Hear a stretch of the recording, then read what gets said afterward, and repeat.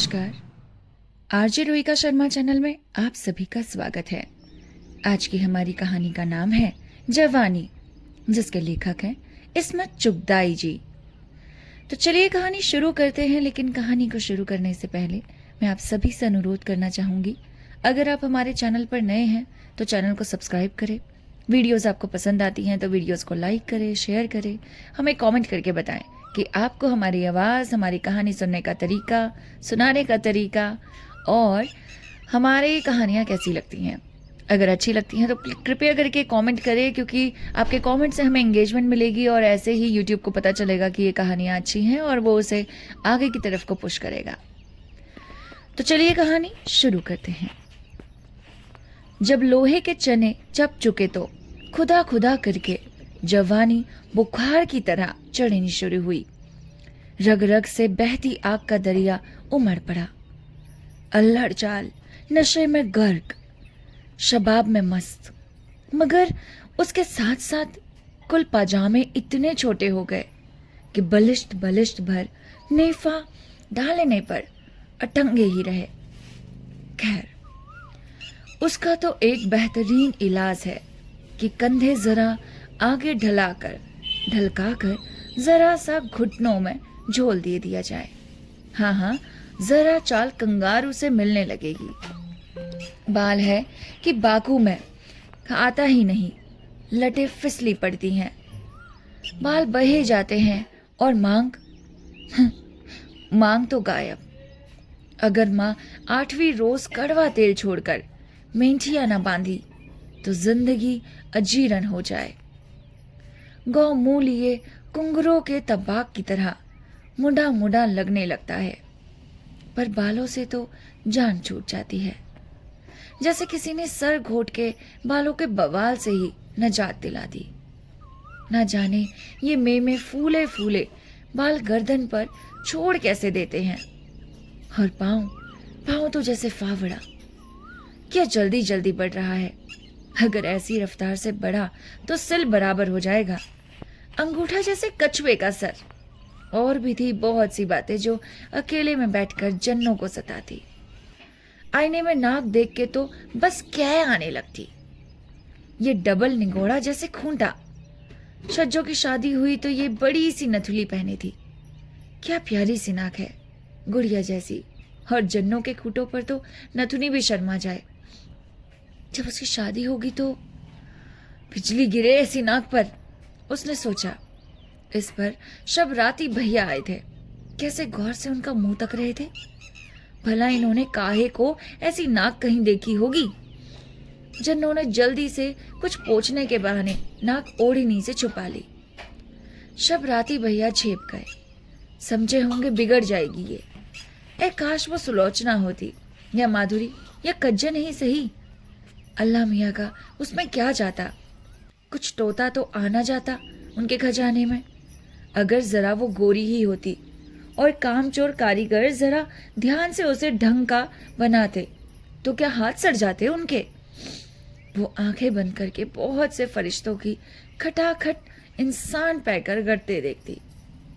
काश वो गड़ी जा रही थी तो फरिश्ता के बगल में फोड़ा ना निकला होता। बापू ने जब फोड़ा निकला था तो 1.5 महीने की खाट गोड़ी थी और खुरपियां तक ना हिलाई थी। उसका ख्याल माँ की तरफ भटक गया। खपरेल में न जाने दिन में कै घंटे आरती होगी। पिछले चंद महीने से उसका पेट निहायत खौफनाक चाल से बढ़ रहा था। वह खूब जानती थी कि वे फूल ना खाली अज इल्तनती नहीं। जब कभी माँ पर यह बवाल छा जाता, एक आध बहन या भाई रात भर रह करने और उन्हें कूल्हों पर रोने की आन मौजूद होता था। मक्खियां बस दोपहर को सताती। इस कान से उड़ाओ, दूसरे कान आन मरे। वहां तो उड़ी तो नाक में तनतनाए, वहां से नोचा तो आंख के कौवे में घुस जाए। 2 घड़ी भी ना हुई कि एक दुपट्टे के छेद में यलगार बोल दिया और ऊपर से मां डकराई। मौत पड़े तेरे सोने पर, उठ, शबराती को रोटी दे। गर्दन पर से महल की बत्तियां छुटाती छीके की तरफ चली। बाहर पत्थर पर शबराती भैया लाल चार खाने का अंगोछा फींच रहे थे। छपाछप से मैली बूंदे उछलकर उनकी अधमीची आंखों पर उलझे हुए बालों पर पड़ रही थी। वो रोटी रुख के पास ही घुटने पर ढोड़ी रखे गौर से उनको देखती। उनके सीने पर कितने बाल थे, घने पसीने में डूबे हुए। जीना घबराता हुआ वह सोचने लगी, छी कैसी खुजली पड़ती होगी। उनके कसे हुए डंडों और रानी की मछलियां हर छपाके के साथ उछलती। शबराती भैया अंगोछा टट्टी पर फैलाकर रोटी के बड़े बड़े नेवले साग की कमी का गिला करते हुए निगलने लगे। पाड़ी उन्होंने सूखी रोटी के मोहित नेवले वाले गले को जकड़ते हुए कहा, और जन्नों ने घबरा कर उन्हें कटोरी पकड़ दी। जल्दी से खा लो, कटोरी मांझ के यहीं धर देना, हमें कुट्टी करने को पड़ी है। वह गरूर से एहकाम सादर उठ करती उठी। हम कर देंगे कुट्टी, शबराती रोटी के किनारे खाते हुए बोला। तुम खेत जाओगे? वो चलने लगी। खेत भी जाएंगे, वो गरूर से एक अमीक डकार लेकर बोला। ओह नक रहने दो, वह चली।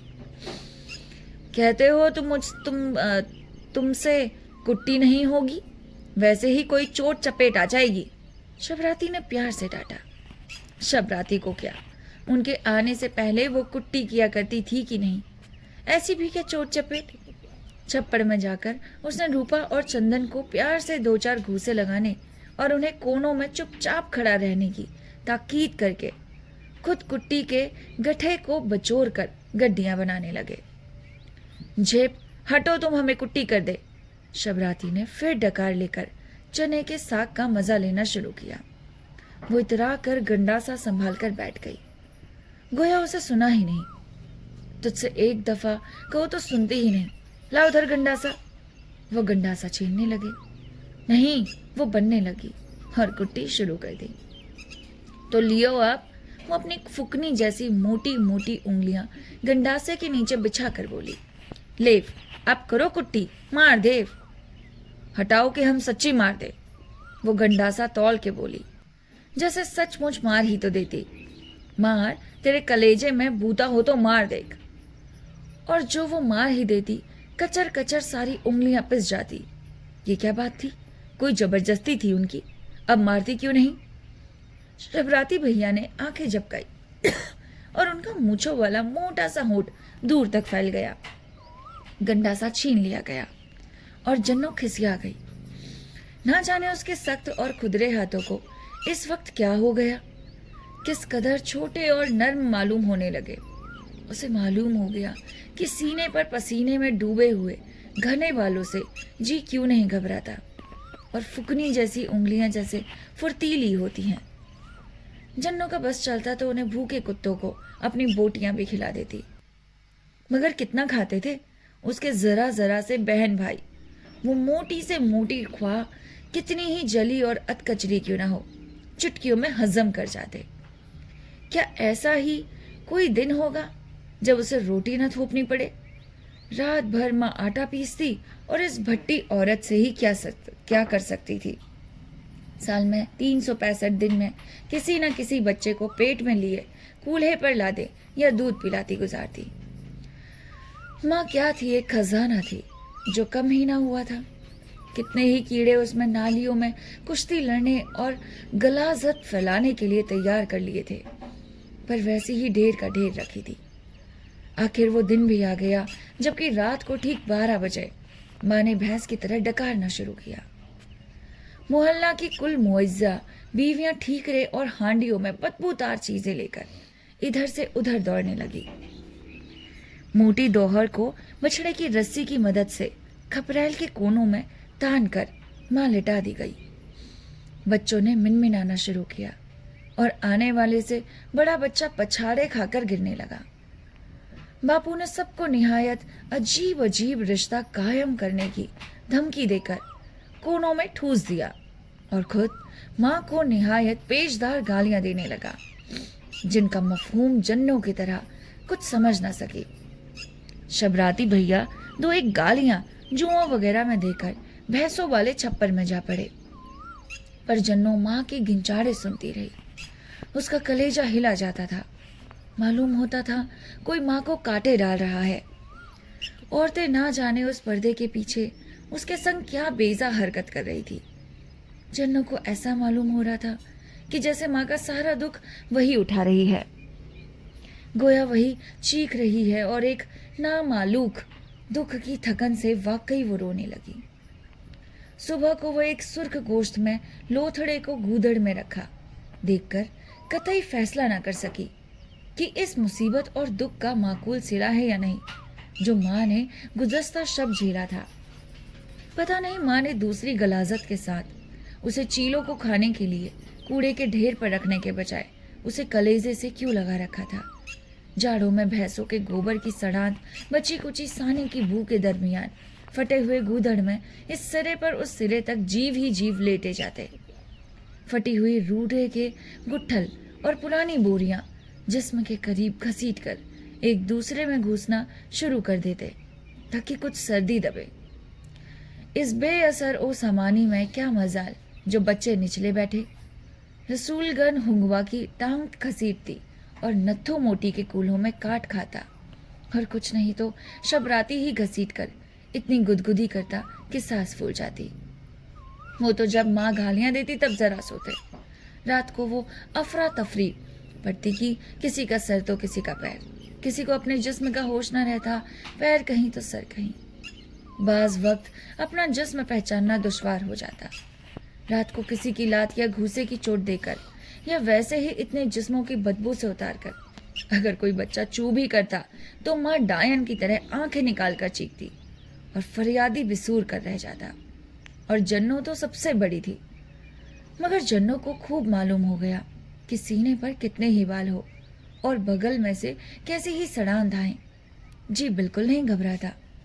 मोरी का कपड़ा कीचड़ में क्या मजे से लौटता है, और उसमें बात ही ऐसी क्या थी। जब दोपहर को माँ बच्चों को जन्नों को देकर आई, दाई से पेट मलवाने कोठरी में चली जाती या अपनी सहेलियों से कोई नियायत ही पोशीदा बात करती, तो वो भैया को गोद में लिटाकर जाने क्या सोचा करती। वो उसका छोटा सामना चूमती, मगर उसका जी मितलाने लगता। पिलपिलार सड़े हुए दूध की वो सोचने लगती कब वो 6 फुट ऊंचा चौड़े बाजुओं वाला जुबान बन चुकेगा, और फिर वो उसकी छोटी छोटी मूंछों जैसी फुकनी जैसी मोटी उंगलियों का तस्वुर करती। उसे यकीन ना आता था कभी यही खमीरी गलगला लकड़ी का खंबा बन जाएगा। कुएं पर नहाते हुए नीम बहरना गुंडों को देखकर वो अपने अधमरे भाइयों पर तरस खाने लगती। काश यही बढ़ जाए। इतना खाते हैं, फिर कचरिया सा पेट फूल जाता है, और वो भी सुबह को खा ली। मुहर्रम पर शबराती भैया अपने घर चले गए। रात को बच्चे पहली ही धुतकार में सो जाते, पर जन्नो पड़ी पड़ी जगह करती। वो सरक सरक के किसी बच्चे से इख्तियार होकर लिपट जाती। शबराती भैया कब तक आएंगे अम्मा? उसने एक दिन माँ से पूछा। बैसाख में उसका ब्याह है, अब वो ससुराल ही रहेगा। माँ गेहूं फटकती हुई बोली। अरे उसे किस कदरत हुई? घसीटे चाचा के ब्याह में बस क्या बताया जाए, क्या मजा आया था। रात रात भर बस गाना और ढोल। सुर्ख टोल की दुपट्टिया वो किस शान से 8 दिन तक ओढ़े फिरी थी। जब ही तो शबराती भैया ने उसके क्या जोर से चुटकी भर ली थी। वो घंटों रोई थी। वो फिर सोचने लगी कि ब्याह में वो कौन सा कुर्ता पहने गई। लाड़ ओढ़नी तो वैसी धरी थी, फिर ब्याह तो अभी दूर था, पर ना जाने उसे क्या हो गया। वैसे तो कुछ नहीं, बस जी था कि लौटा जाता था। अगर पिछवाड़े इमली का पेड़ न होता तो फिर भूखी ही मर जाती। कैसा भी जी भारी रहता। माँ उसके झोटे पकड़ पकड़ कर हिलाती, पर हर वक्त नींद थी कि सवार रहती। पानी भरते में उसे कई दफा चक्कर आ गया, और एक दफा तो वो गिर ही पड़ी दहलीज पर। नाजों की कमर लचक जाती है, माँ ने दुहत्तड़ मारकर कहा, और अपना सा पीला चेहरा देखकर वो खुद डर जाती। वो यकीनन मरने वाली हो रही थी। कुबड़ी बुढ़िया मरी तो कई दिन पहले धड़ाम से मोरी में गिरी और बस खिस्टा ही करती थी। अरे ये तुझे क्या हो गया है? माँ ने उसे पर्स मुर्दा देकर पूछ ही लिया, और वो उसे बेतरह टटोलने लगी। जन्नों के खूब गुदगुदी हुई। हरामजादी, ये किसका है? उसने उसकी चोटी उमेट कर कही। क्या? जन्नों ने डर कर पूछा। अरे यही तेरी करतूत, बच्चा बनती जाती है, मुदाहर हरामखोर। उसने जन्नों को इतना मारा कि 2.5 सेर घी फेंकने पर भी ना मारा होगा, और खुद अपना सर कूट डाला। अरे मुर्दखोर, बता तो आखिर कुछ। वो थक कर जन्नों को फिर पीटने लगे, और फिर उसने ना जाने क्या क्या पूछ डाला। वहां था ही क्या, रात को उसने अपने बाप की गालियां और मार डालने की धमकी सुनकर जोर से घुटने पेट में अड़ा लिए और खाट पर औंधी हो गई। पर उसे बड़ी हैरत हुई थी कि वो साथ साथ शबराती भैया को क्यों गंडासे से काट डालने की धमकी दे रही थी। बैसाख में तो उनका ब्याह होने वाला था, जिसमें वो सुर्ख दुपट्टा ओढ़कर उसका गला भराया। और ये कहानी यहीं पर ही खत्म हो गई। आपको ये कहानी कैसी लगी हमें कमेंट करके ज़रूर बताइएगा। अगर अच्छी लगी तो हमारे चैनल को सब्सक्राइब कीजिए, वीडियो को लाइक कीजिए और शेयर कीजिए। मिलते हैं आपसे नेक्स्ट कहानी के साथ। तब तक के लिए नमस्कार, अपना ख्याल रखिए।